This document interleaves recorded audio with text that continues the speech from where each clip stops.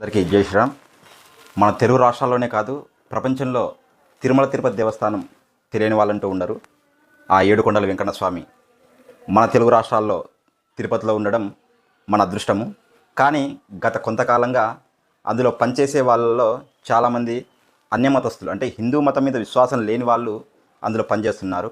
క్రిస్టియన్లు అక్కడ పనిచేసి కిందికి వచ్చి సరాసరి అదే వెహికల్స్లో కూడా చర్చిలకు వెళ్ళడం కూడా మనం చూస్తూ ఉన్నాము.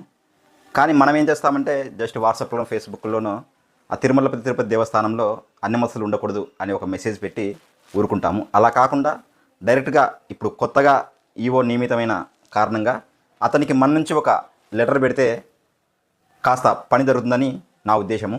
దానికోసం మనం కింద ఒక లింక్ ఇచ్చాము. తిరుమల తిరుపతి దేవస్థానం ఈవో గారికి ఒక కంప్లైంట్ రాసి మెయిల్ పెట్టాము. మీరు కింద ఉన్న లింకును ఫార్వర్డ్ చేస్తే ఈవో గారికి మెయిల్ పోతుంది. ఈ వీడియో చూసిన ప్రతి ఒక్కరూ ఆ మెయిల్ ఫార్వర్డ్ చేసి మరియు 10 మందికి షేర్ చేస్తే త్వరగా మనకు సమస్య పరిష్కారం అవుతుందని ఆశిద్దాం. నా వంతుగా నేను చేశాను, ఇక మీ వంతు.